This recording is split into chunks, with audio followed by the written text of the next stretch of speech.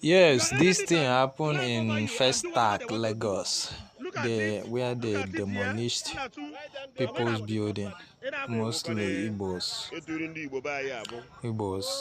Their shop were demolished.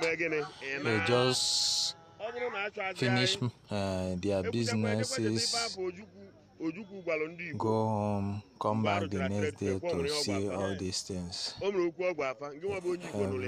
All their shops were destroyed without notice, without any notice.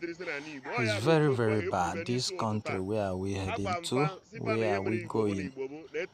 Huh? See how people's commodities, everything were destroyed.